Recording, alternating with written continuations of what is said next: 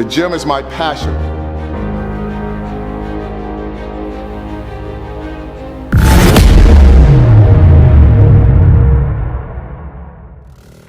What up, peeps? It's your boy Robert Johnson, aka Rojo, here at RJ Training Center here in Sugar Land, Texas. We're located at 5726 New Territory Boulevard, and we are here to change physiques. I'm the transformation coach, and I want you guys to know that when you're looking for me, you don't have to look far. So you can go to the Legend Robert Johnson on my Instagram, or you can come right here to this YouTube channel where we continue to share information that's gonna assist you in growth, assist you in do's and don'ts, and allow you to express yourself properly when you're actually going into the world of fitness. Subscribe, comment. You gotta put us in that algorithm so that people will start hearing this information that I'm sharing with you. And feel free to share this with anybody who you know out there that's going through these different situations that we're discussing. But today we're gonna have some fun, so stand by when I get into this video. I can snap his back, dude. Holy shit! Fucking back, dude! Yeah, and right from the start, that so-called yoga cat pose is what I saw right off the bat, which tells me right away this kid's never done this before. Someone has told him to try this out, and clearly he has no idea what he's doing. What he's about ready to do is to permanently keep his back that way when he stands up, because that is an injury ready to happen. And just looking at the amount of weight that he's using, yeah, you can't judge a book by its cover when you're looking at someone who, for his powerlifting in a sense, but his technique tells me right now that he has never done this before, and someone has convinced him to shoot this crazy ass video to show his lack of ability to lift weights. But yet, you know, at least he pulled it up, and I can give him kudos for that.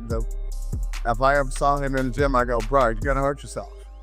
And if he just has no belt on, his knees are not properly, and he looks like he's trying to sit under the bar, and he got this rounded hump bag that's gonna be in his soul forever.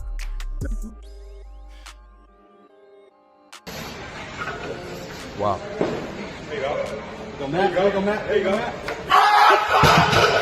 Okay, so what just happened to this dude is that he just knocked his own ass out.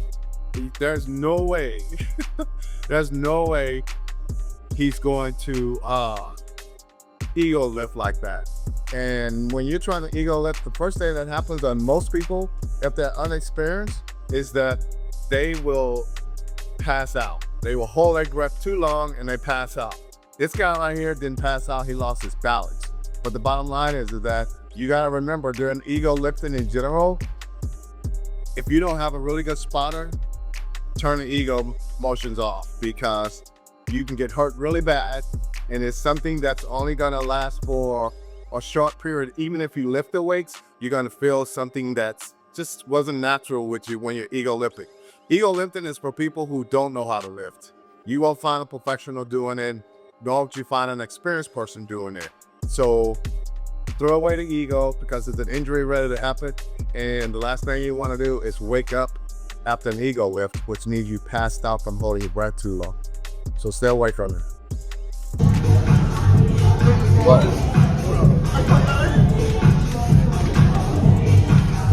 Dang. Nearly lost my wrist. This guy,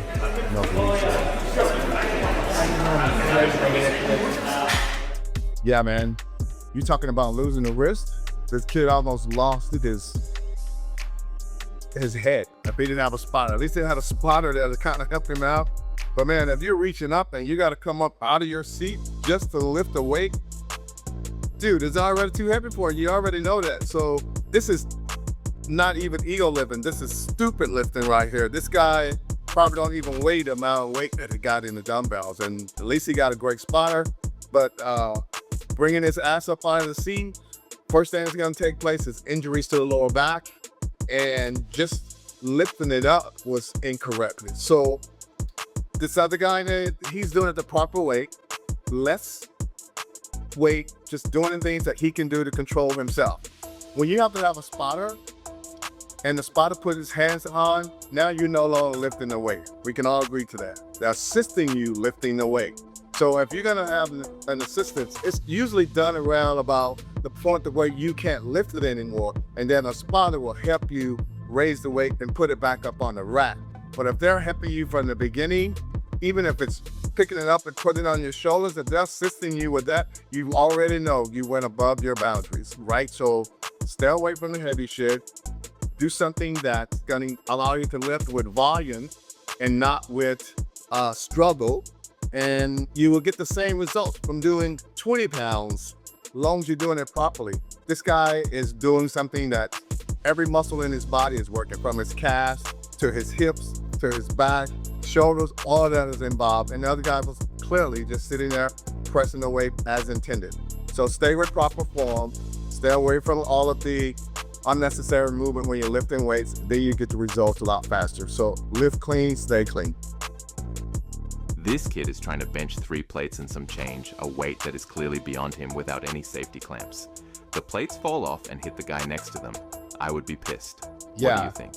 I wouldn't ban him from my gym, but I would definitely tell him that if I see him lifting the weights again like that with no clips on the bar, that I'm gonna have to remove him from the gym.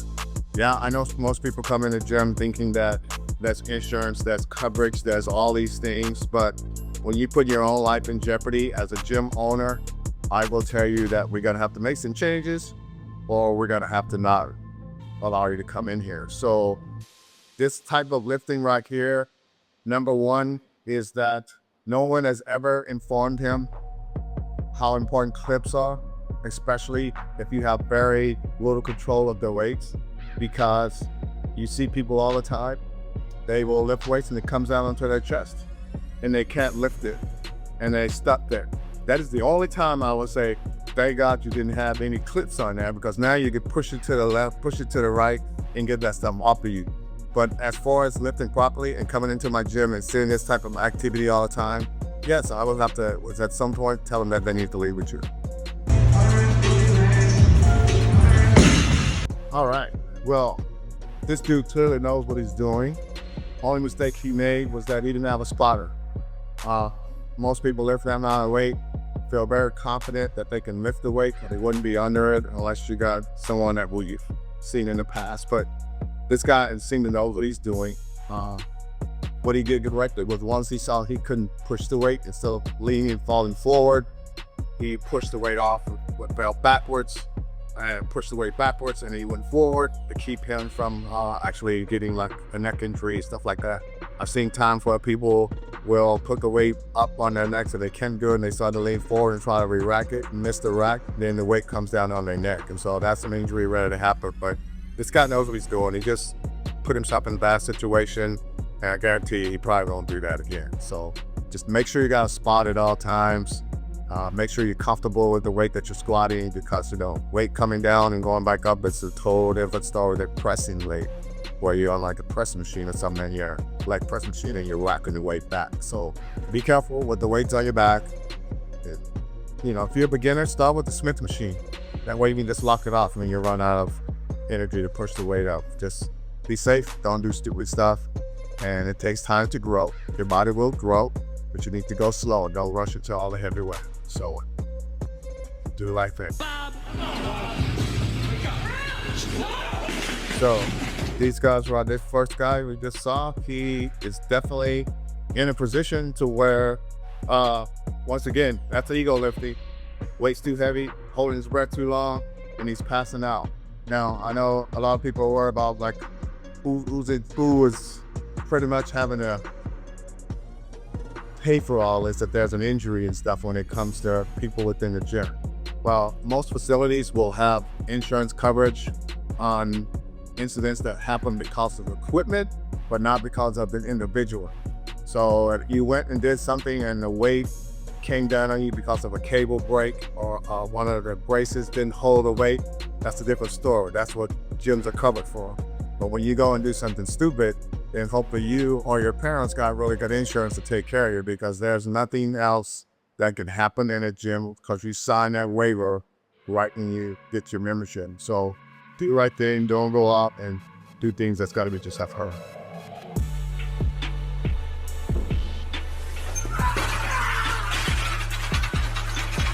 Yeah, you see this guy in the red shirt, man, he is completely passed out, gone. And those are the things that take place. You see all the weights now falling off on this guy here, man, that's stupidity. That's not someone who's not even thinking about putting clips on it with all that weight he got going on. This general right here that's getting ready to, at least he got straps on his knees, getting ready to do a power clean, looks like, yeah. And boom, see that weight hit him in the top of the head? That's because too much weight. People stay away from the heavy weight. Do the things that is necessary for you to just slowly engage in size, in strength, in all of the things that come on, but through a process. There's no need to have any accidents in the gym when you're doing weights that are properly handled by yourself, not with someone else having to spot you constantly. So try to take this in mind, is that you go to the gym to get in shape. You don't go to the gym to injure yourself. Most injuries occur because of stupid stuff, not because of the gym equipment, it's because of egos. And let me show my partner what I can do. Or training with a large group of people, and no one's really watching when you get ready to lift the weights, because everybody conversating on their phones or trying to be the best influencer in the world, and they're filming you and not being able to assist you when needed. So be smart, stay in the moment of focus when you're lifting the weights, and then when you're done with your set, then you can shoot the shit with your fellas or your girls. But don't be that one who's trying to talk at the same time for lifting weights, because all of the accidents that you just seen was done because they did something improper when they got ready to do the weights, whether it's clips, whether it's right positioning, or ego lifting. Whatever those situations, those three will cause you to have serious problems in the gym. So be safe, man. Take your time. All right, peeps, here we go, coming to a close now. So I appreciate you guys taking a look at all of this. And I don't want to ever have to not tell you, please subscribe, please comment, please like and share to everyone out there so that we can bring more unity together.